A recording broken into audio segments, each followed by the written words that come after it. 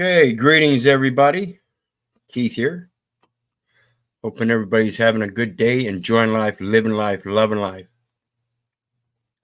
We're going to get started here in a few. Obvious. And of course, I want to thank everybody for supporting me here lately. Appreciate any donations that have been coming in. There are PayPal links down in the detailed section for anybody that wants to help share some love there. And in the meantime, hit the like, share, and subscribe buttons. I am running all three channels: Keith Little, El Perro, and Hecklebus. So if you're on one channel, get over to the others and hit those buttons. Make sure we keep the algorithms going good for the program. In the meantime, there's StreamYard link for anybody who wants to come join the panel. And before we get started with the reading tonight, I wanted to do a little etymology because there's been some discussion, of course, as always, about what is the law? What is law? What is law? What is the law? Well, what is law? What is the word law? Where does it come from? Okay, and as we've done through some of the etymology here recently, you'll see terms like put, to place, to position. We're going to show you again how ambiguous this language is and how Babylonian is, because it's repeating the same thing over and over again. And so we're going to take a look at the term law as it is in etymology before we get started, because it's a big concept when we look at these different codes, laws, rules, regulations, whatever they want to call them. The intent is, as they say, and you've heard it before, to lay down the law. Well, how do you lay down a law? Think of the term, think of the noun phrase that you hear before you, lay down the law. Well, it means you have to take it from up here and lay it down. So it has to come up to go down, okay? Think about this. So let's take a look.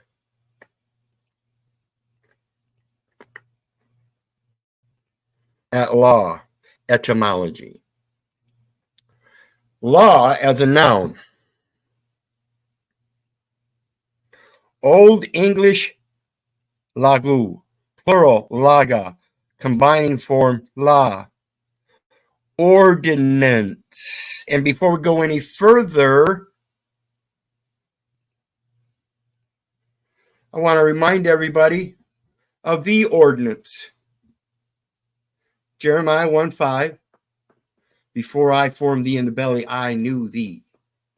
Before thou was cast from the womb, I sanctified thee and I ordained thee a prophet unto the nations, saying that we are the ones that are supposed to bring the law. We are the ones that are supposed to lay down the law. So when we take what was inspired heavenly and we prophet it unto the nations in our words, whether they be written or spoken, we need to know that they are fiction, but need to portray as close to the truth as possible and quit delineating down all of these nouns and noun phrases that distract from the very truth. That I am not a noun, you are not a noun. Every breath we take is an act of God. We are fucking verbs.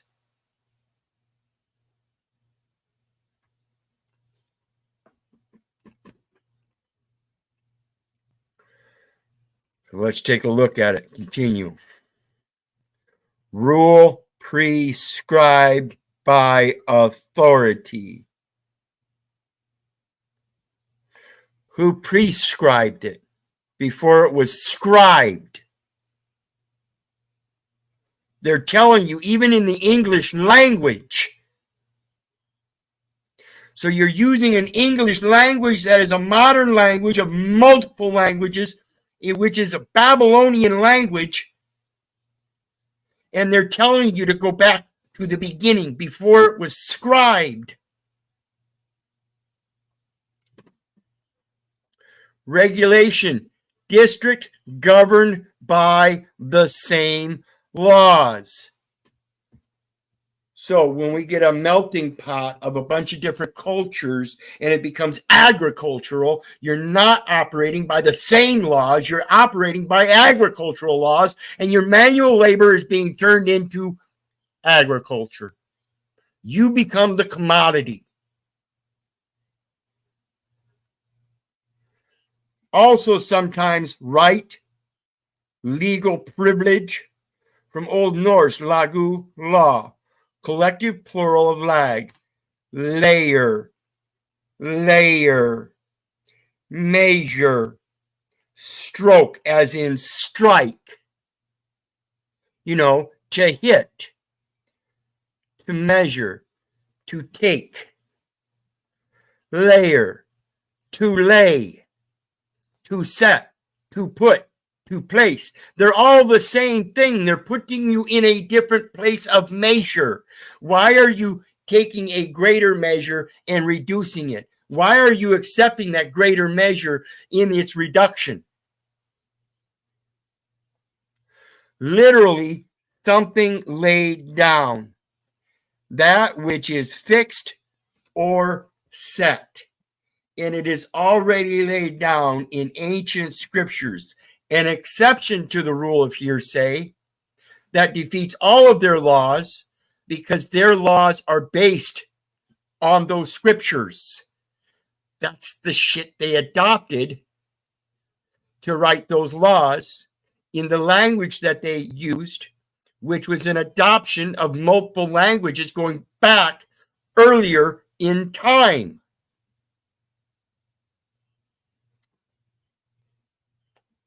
This is reconstructed to be from Proto-Germanic lagum, put, lay, like the layer, to lie down, lay. The modern word is thus a twin of lay, that which is set or established. Now, I'd like to ask y'all, when it comes to that U.S. code, you might think it's set and established, but it's only set and established in writing and not by true actions. And those are done, those writings and settings are done by acts of Congress. And that Congress means with, walk. Walking in and walking out. Ingress and egress. And you have Congress, meaning walking with. Who do you walk with? Are you going to walk with the person, the fiction? Or are you going to be walking with the reality? See, if you can't walk with reality without using those words, your actions will never mean a motherfucking thing, because the words that you're using will say otherwise.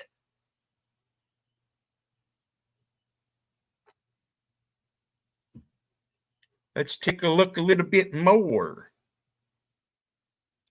Rare in Old English, it ousted the more usual I, and also gesetness, whatever that is, which also were etymologically something placed or set. So again, Jeremiah 1:5, before I formed thee in the belly, I knew thee. That's a setting of knowledge. Before thou wast cast from the womb, I sanctified thee. I ordained thee.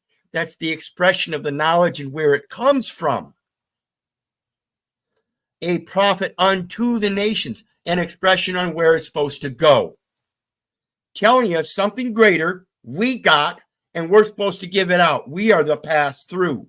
We are not the sayer. We are not the layer. We are the pass through. Now, what about your rite of passage? Are you able to observe something, collect it in your thoughts, and then report it in verbal, literal, or oral forms? See, you're doing the reporting. You're exporting through reporting for their importance. I would think you'd learn sooner or later, but again, it took me 50 years, so it's excusable. I forgive you, and I'm sure he does. Learn how to forgive yourself. Quit believing in the bullshit. Unlearn the things that you think you know. Go back and start learning again. I urge you. It is in the Word. Let's go. In physics, a future position, which expresses the regular order of things, not the current displacement, but going back to the beginnings and following things in order. From 1660s, law and order have been coupled since 1796. To lay down the law, 1752. In pleonastic, the law in the figure is biblical law, laid down from the pulpit. Poor laws, this is your birth certificate for founding hospitals of barren mother and desolate children. Provided for the support of paupers at public expense. General welfare, medical needs, and food needs at public expense. Sumptuary laws, as in assumption and presumption. Restrained excesses in apparel, food, or luxuries.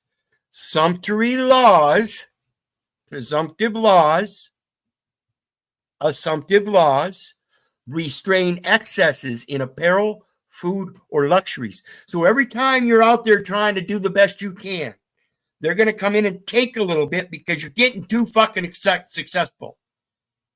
You understand? That system isn't made for you to be successful. It's made to pluck down the ones that can be successful in it so they're not successful in laying down their law. Because as long as you keep following the law they lay down, you're under the presumption of being a bitch-ass slave. It is more common for Indo-European languages to use different words for a specific law. Thus, we have codes, rules, regulations, ordinance, all those different things in all those different jurisdictions. But again, they all come from an original source. And to realize that the English languages use different words for specific laws, remind yourself, we have British English and American English. So what is it more common for Indo-European languages to then be split off into those?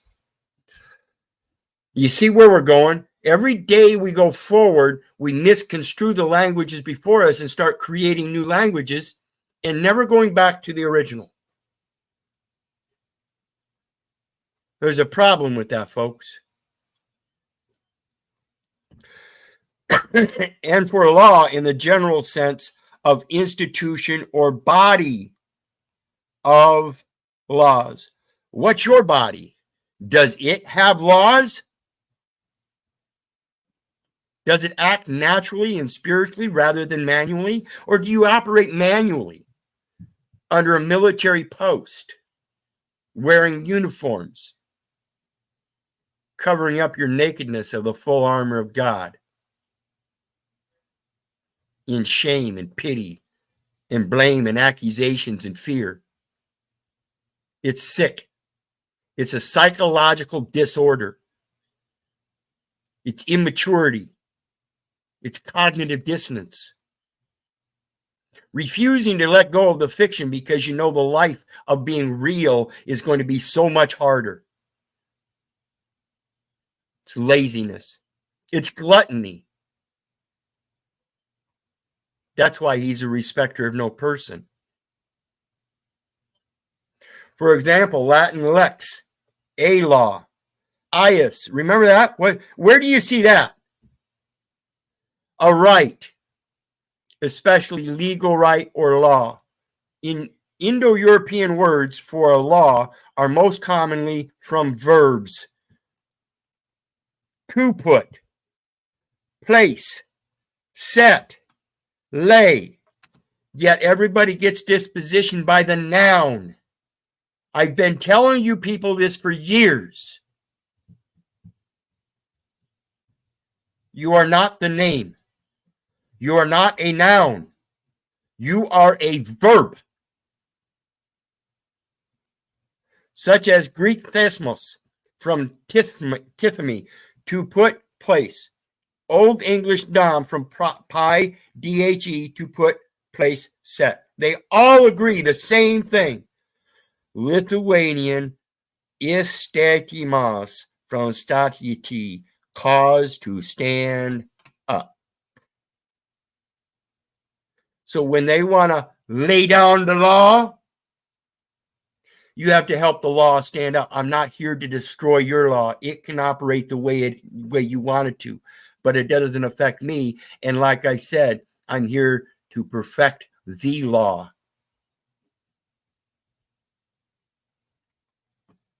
And I may never do that. I don't know anybody that's been perfect,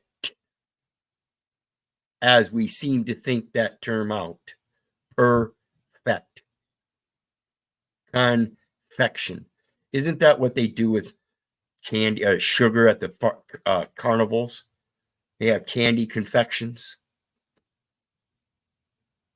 for all the little sweet tooth bitch ass slaves. Also compare Old English gassetness above. Oh, there we go. Above. Remember, we talked about that too, to cross over, above and beyond. If you're not paying attention, maybe you should. I've been doing these videos on the etymology, showing you the same things over and over and over and over again. It says the same thing through many terms, and you keep insisting on you know how those terms are used, and you use the repetition of those terms one after another, showing that you know nothing about what you're saying.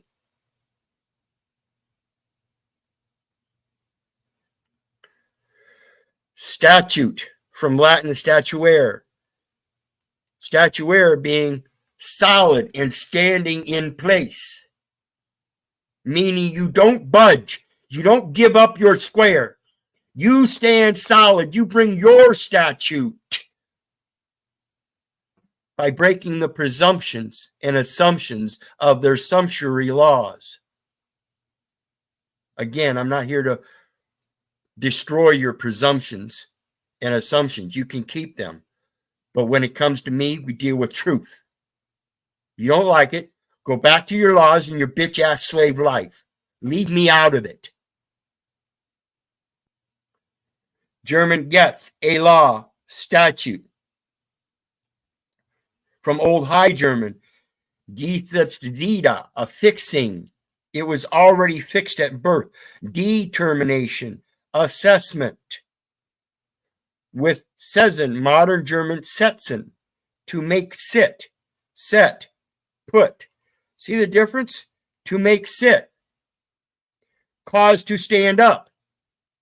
You see how fucking babblized it is? It means to cause to stand up and to make sit. Now tell me you want to keep following that fucking law. Keep doing it. I beg you. Keep proving your own babble as you try to speak to me about law.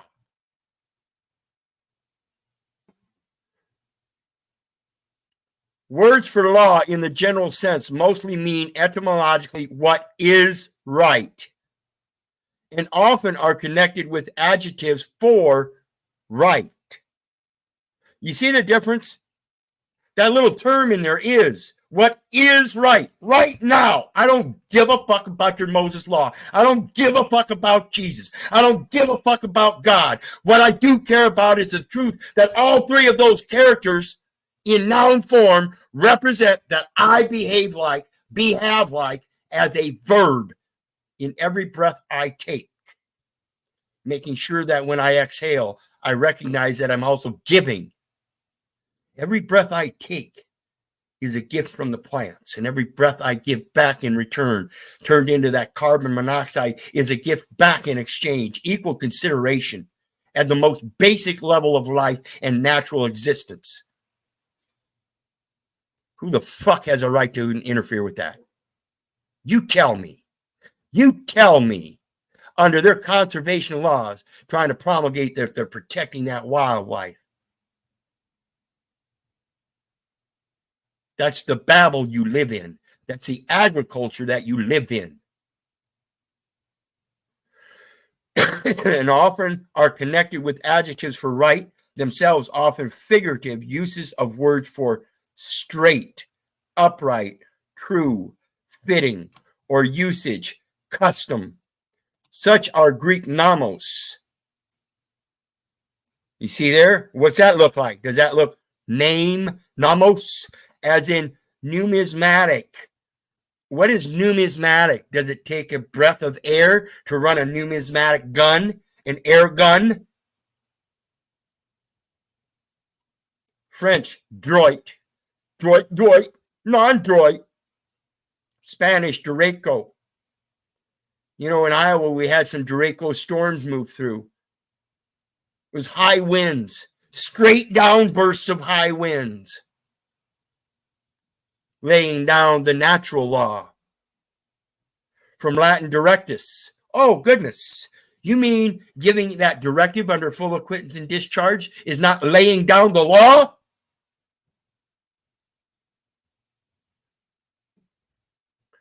Polish, prawo, Russian, pravo, from Old Church Slavonic, pravu, straight, in the daughters' languages. Right. Also Old Norse, retter, Old English, right, Dutch, recht, German, recht, see right, adjective. Law, from 1640s, to litigate. From law, noun, Old English, hadlegian, make a law. Ordain, related, laud, lawing, also from 1640s. Ordain.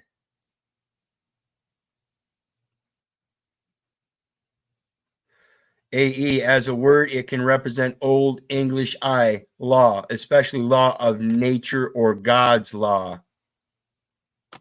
Law of nations, otherwise known as the principles of the law of nature. Now, how come nobody wants to reflect on those laws? See, you want to relate everything to the municipal codes and the state statutes and the federal codes, 18 USC 501s, postage stamps, metered stamps, and all that, but not recognize the superior law. You ignorant fucks. Oh, but I'm not legally stupid.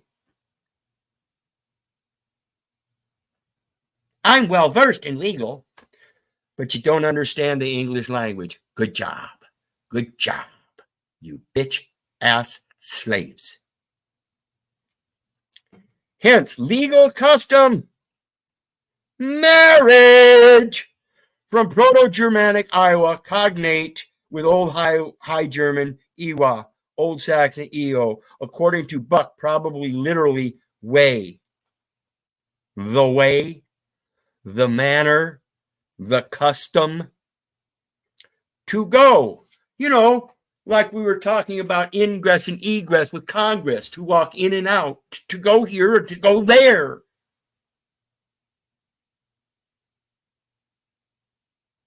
You want to keep talking about law? You should understand what law is. It is the very breath of life. And if you don't know what you're speaking, then I suggest you purse your lips. Both top and bottom.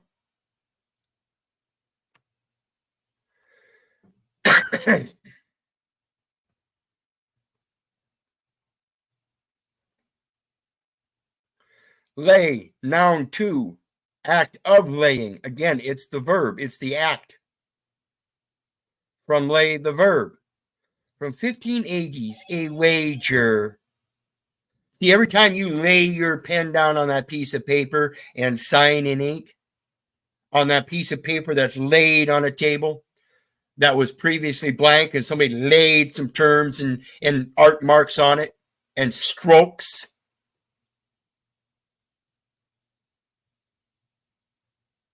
You've been delineated on so many different levels, and you have no way of comprehending what you're laying down. Said earlier, I find it confusing that people think they have the authority to rise up out of bed get themselves up, get dressed, brush their teeth, wipe their ass, all the good stuff. And then as soon as they walk out that door, all of a sudden, somebody else is their authority until they get done with the day. And then they walk in that door and they lay their happy ass back down in that bed. So you're willingly giving up authority throughout the day. Bitch ass slaves. Meaning relative position, direction, etc. Way in which something is laid. As in lay of the land. The land shall not be sold forever, for it is mine, and ye are strangers and sojourners with me, freely going in and out, conversing with me, as I shall preserve. You fucknuts. First recorded 1819. Slang meaning line of business. That was 1819 when it was first as lay of the land. Slang meaning line of business is from 1707.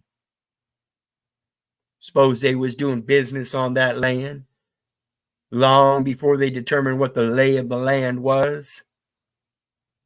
Meaning women perceived as available for sex. Goodness gracious, that kind of changed all of a sudden, didn't it? Is attested from 1930s. What happened in the 30s? Was that the New Deal? Here, we got a bunch of hookers for you. Every last one of you is a fucking hooker for Pimp Daddy here at the government. Yeah, Federal Reserve, he's the go-between. Fucking bitch-ass slaves. But there are suggestions of it in stage puns from as far back as 1776.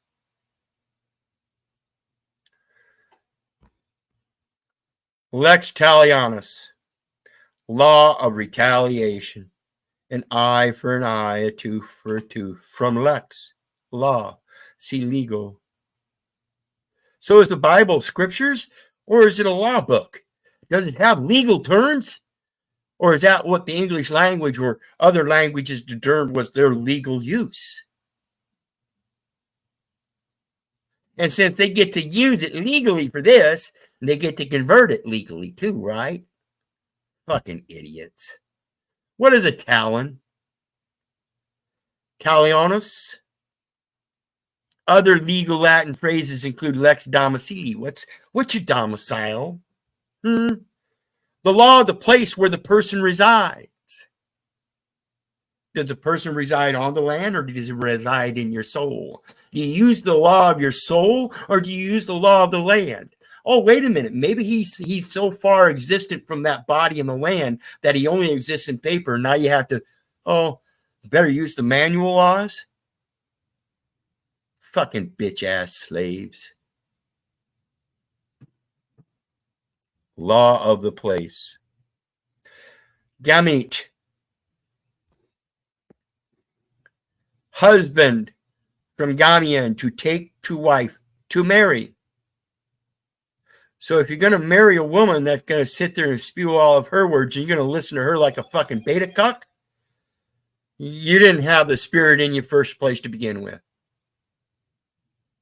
Now you take upon the spirit of your mama. Because that's the only thing you really had. You materialistic fucking bitch-ass slaves. Living in a materialistic world, and that's all you see. So all you can do is operate manually by paper. So far delineated from your spirit, you don't know how to walk out in the world barefoot.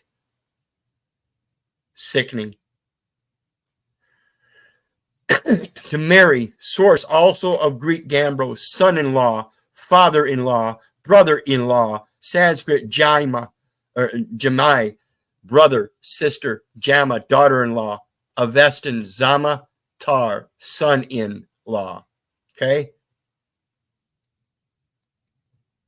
In-law, not at-law. In-law, not at-law. In-law, not at-law. Because you brought two nations together in an accordance of peace. And that's the law. You bitch-ass slaves. You don't need a marriage license to declare peace between two nations. How fucking stupid is that?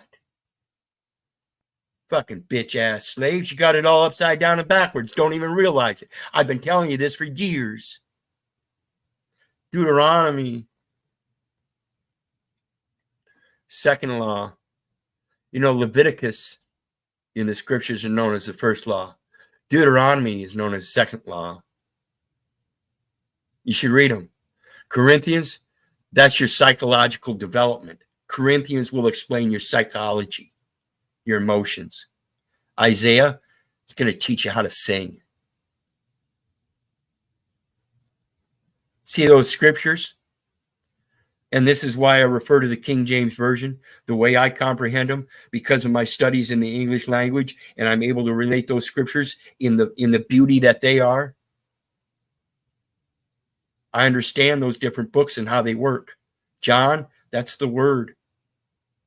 Those are the faithful sayings.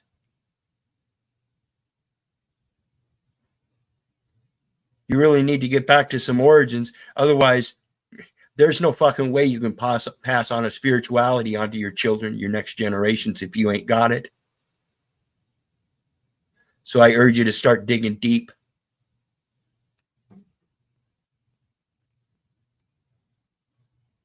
I want to take a minute to remind everybody, hit that like, share, and subscribe button. I do want to thank everybody for joining.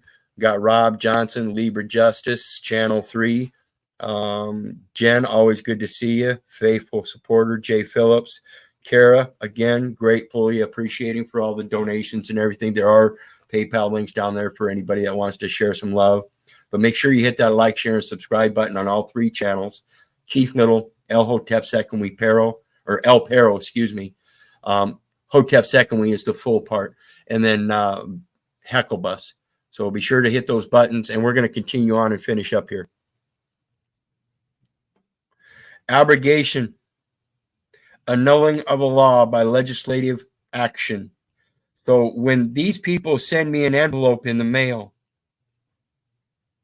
and I do my writing upon it, or I open it up and I read it and I do my writing on that letter and I send it back to them kindly with a response, this is an abrogation. This is an annulling of their law by showing them the error in the language that they're using, posing that anything in it can have any kind of reality to it all. Because to me, yeah, it may be English,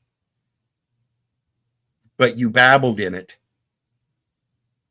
You said this here repeatedly over and over and over again, as if though you expect me to believe it to be law. It's like saying, it's like building a castle on a sandy beach. It ain't going to stand. And that's why it's important. I urge you to get that Concise English Handbook, a college composition handbook, and the 1611 version of the King James Bible, so you can realize how it's being stated in front of you, how to set your own law. A prophet unto the nations. And the truth of it is that the benefit is the knowledge, and the knowledge has to be truthful. From 1530s Latin abrogation, nominative abrogatio, a repeal of law, an action from past participle stem of abrogare, annul, repeal, from ab, off, away from. So the only thing you really need to do is show how their law is away from the law. Again, Jeremiah 1:5, in ancient scriptures, exceptions to the rule of hearsay. Therefore, hearsay under any presumption is busted. Under any assumption is busted, because you stand your place. Those statutes don't apply because I stand instead of what he commanded.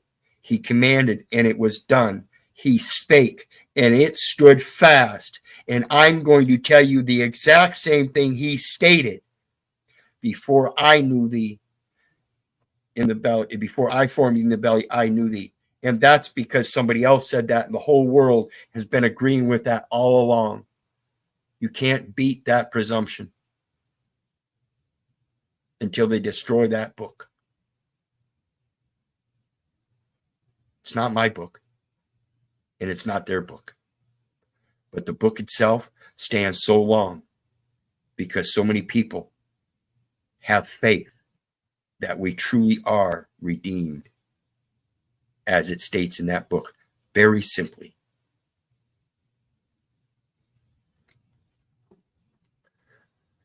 See ab, rogare, propose a law. Letter rogatory. Some of you might have heard that before.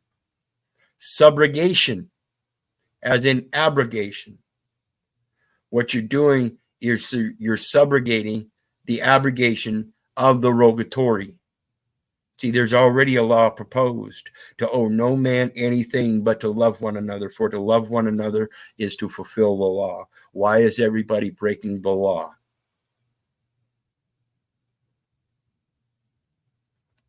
Jurist, one who practices law. So when you have a jury trial, you bring all them nice people in the community that have never practiced law a day in their life. Why are you calling them jury members? Are they jurists? Do they practice law? I ask serious questions because of the law, the way the letters of the law of the English language are laid down. One who practices law, 1620s, a legal writer. One who professes the science of law. From Old French jurist, 14th century. From medieval Latin, iarista, jurist. From Latin ius, genitive juris, a right.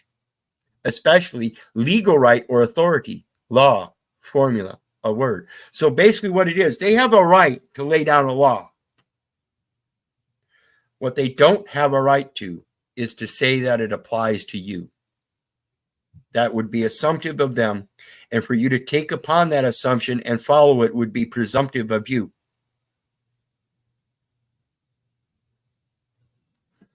Mercia. Mercian law, medieval Latin lex moriciorum, Middle English Mercine, Lao, mid-12th century, was the law code of the Anglo-Saxon kingdom, and the laws of William the Conqueror and Henry I set different penalties for breaches of the peace. So they each laid down their law, but both of them called it the law, yet they were different. So what law are you going to follow? Are you going to follow the municipal law? You're going to follow the county law. You're going to follow the state law. You're going to follow the federal law. You're going to follow the international law. You're going to follow contract law. You're going to follow customs law. You're going to follow patent law, trademark law. You're going to follow copyright law. What law are you going to follow? Why not just follow the law of truth and make sure that everything you're doing, you know what the fuck you're doing, and not just acting like a bitch-ass slave.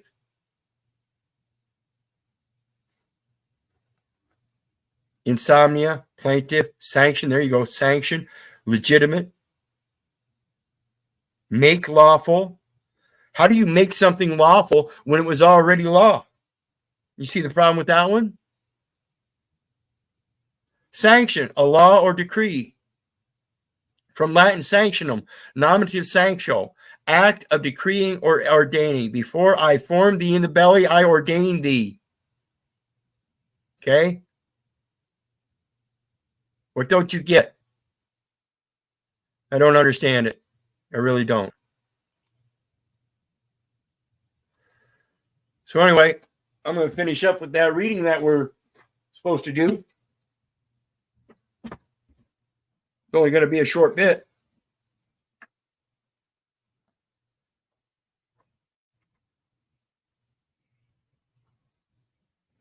So we're going to start out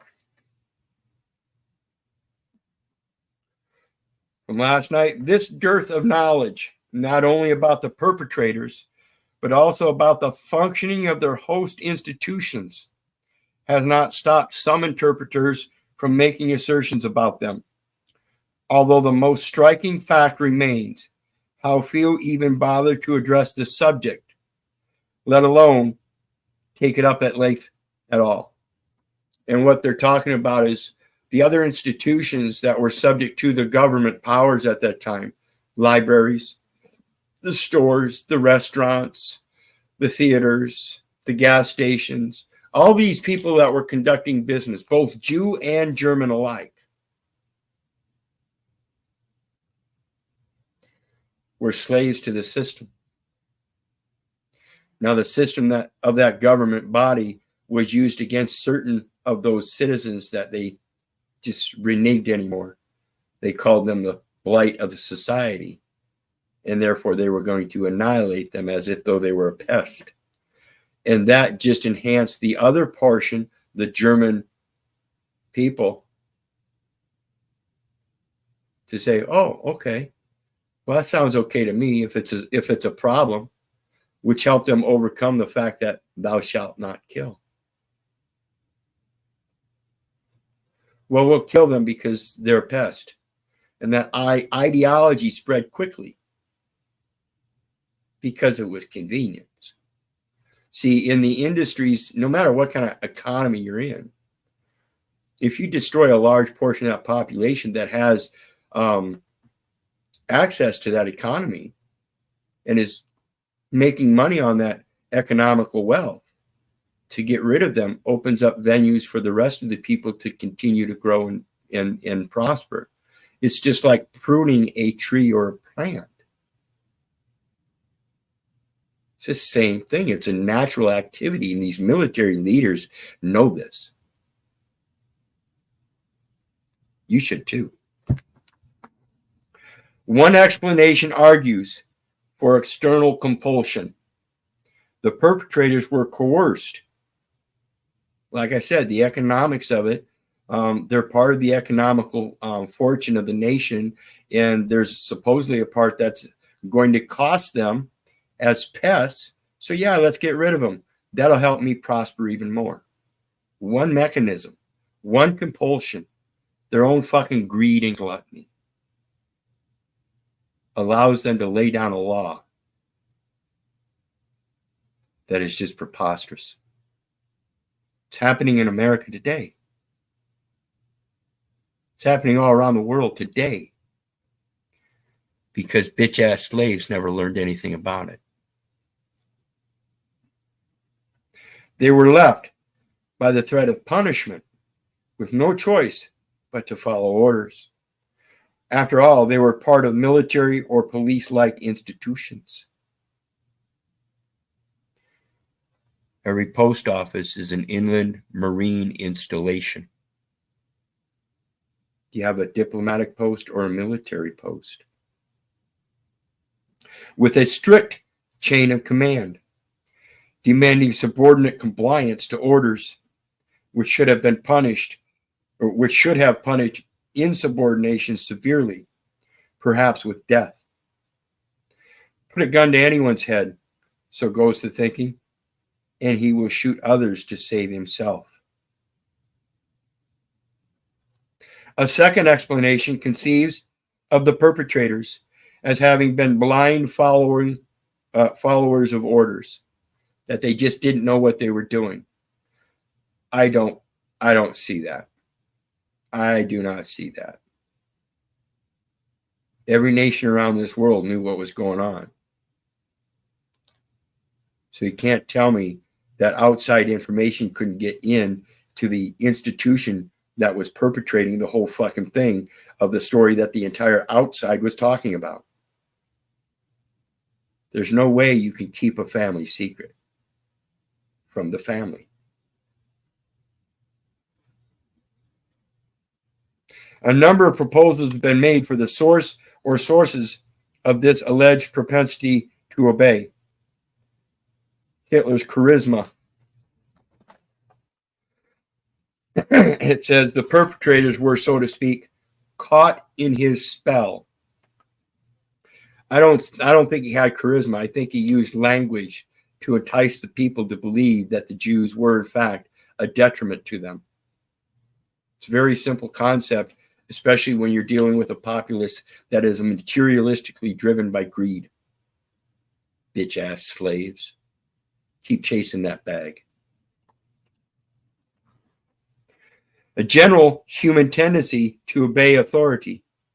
A peculiarly German reverence for and propensity to obey authority or totalitarian society's blunting of the individual's moral sense and its conditioning of him or her to accept all tasks as necessary. Because when you lose your moral sense of making sure that you're doing aught unto your brother as you ought do unto yourself, and instead do aught unto yourself that is only good aught unto yourself in your selfish, self-centered greed and gluttony, yeah, now the inducement's easy because you've already fallen away from your spirituality. You've already fallen.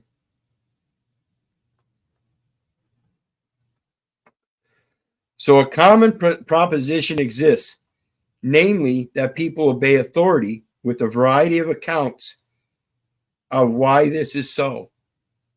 Educational accounts, medical accounts, employment accounts, banking accounts, insurance accounts, all kinds of accounting, and you subject yourself to it. Obviously, the notion that authority, particularly state authority, tends to elicit obedience merits consideration. If the state tends to merit your obedience, then it should be merited, spiritually credited. It's amazing how he used that term in here. Obviously, the notion that authority, particularly state authority, tends to elicit obedience merits consideration. If they elicit obedience, then the only consideration should be the spiritual credits. Because that's the only thing I'm going to abide is my spiritual credence of following that which is true. So if you come to me in falsity, it's fuck you. A third explanation holds the perpetrators to have been subject to tremendous social, psychological pressure placed upon each one by his comrades and or by the expectations that accompany the institutional roles that individuals occupy. The institutional roles such as job placement, your employment degrees, or educational grades, your employment positions, all these things are the social psychological things, and they all play their social psychological parts as you wear your social psychological hats in those various different occupying places. It is, so goes the argument, extremely difficult for individuals to resist pressures to conform, pressures which can lead individuals to participate in acts which they on their own would not do, because you're bitch ass cowards and won't stand up on your own. So you have to follow a group that will help hold you up, as if they're holding, as if though they are holding you up, while telling you have to do it all yourself. I ain't gonna help you. I ain't gonna help you. Throwing you in jail every time you get a leg up, taken away from you again, throwing you in jail for some stupid shit. It's time to grow up. Indeed, would abhor the regular man. And a variety of psychological mechanisms are available for such people to rationalize their actions. The hospital, the first place where you're born in a spell of illness, and they tell you in their fucking rules, their codes, their ordinances, their notes, their promises. That's all they are. Just their babblized language, and they tell you you are born in a spell of illness.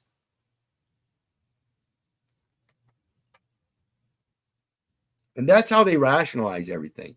Your education, you keep telling them what you're educated in. You keep sending your kids to that public school. You keep having children in their public hospitals. You keep having public jobs.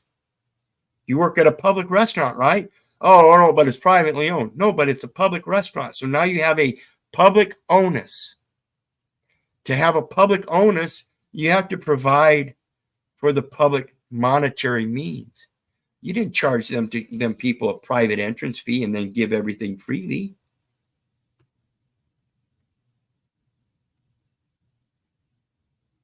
You charged them for the product. That's a contract. in public. And you trusted that they would give you proper food.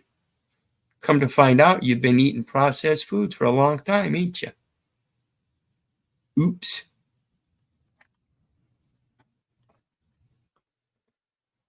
A fourth explanation sees the perpetrators as having been petty bureaucrats or soulless technocrats who pursued their self-interest or their technocratic goals and tasks with callous disregard for the victims.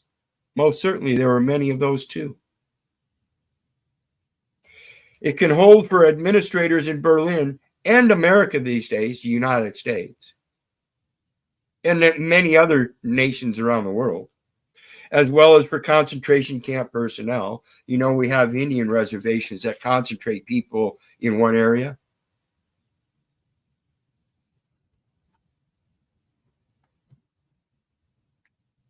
These were a great and mighty people that traveled all the way up and down these lands. And now they peacefully accept somebody else's law and encamp themselves in one small area and call it an Indian reservation. Pathetic.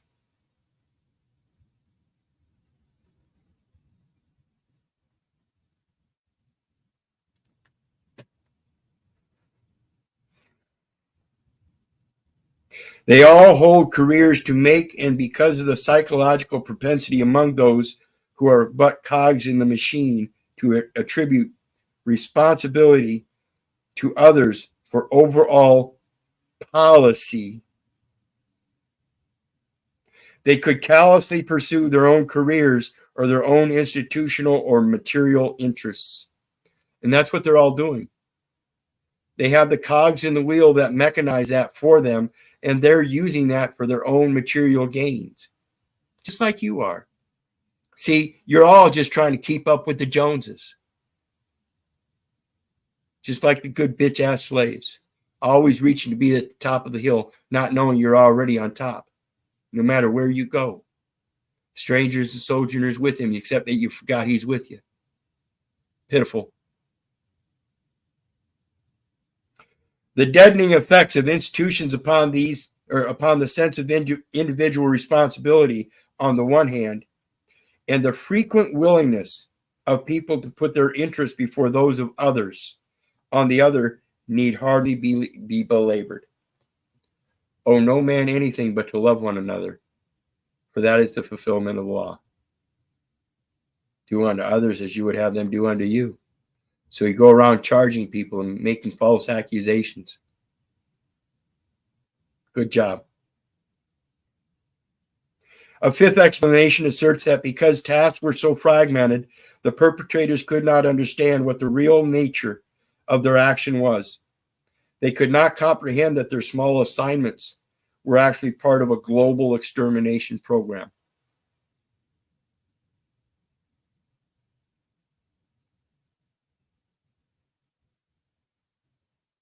He said he was going to exterminate the Jews,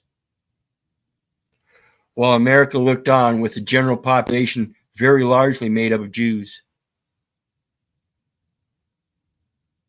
How many of them Jews went over to that war? Are you going to continue to let them displace you by a fucking noun? Are you going to continue to listen to their laws because it placates a noun that somehow makes you feel entitled? Bitch-ass slaves.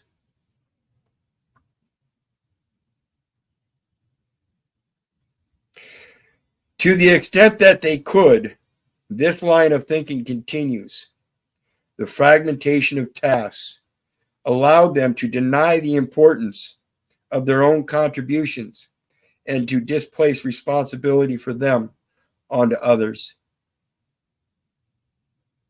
When engaged in unpleasant or morally dubious tasks, it is well known that people have a tendency to shift blame to others.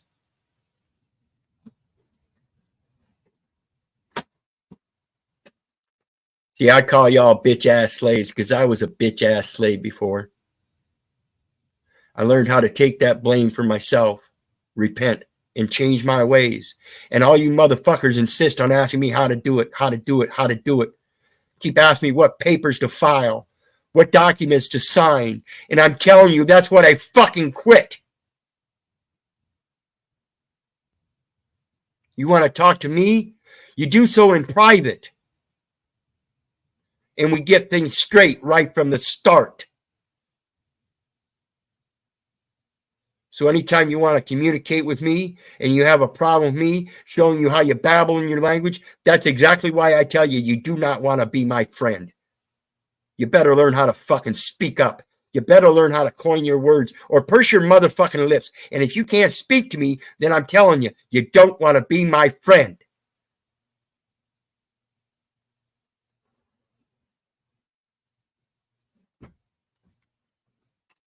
We don't have any guests this evening, and that's all right by me.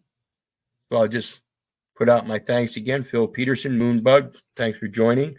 Everybody else, again, appreciate all your support. Be sure to hit the like, share, and subscribe button.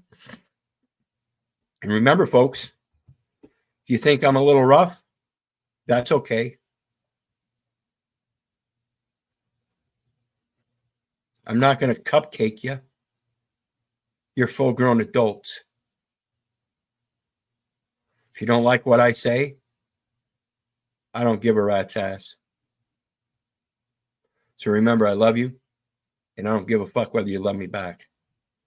But I do hope you be blessed and have a good night, and we'll see you again tomorrow. Bye.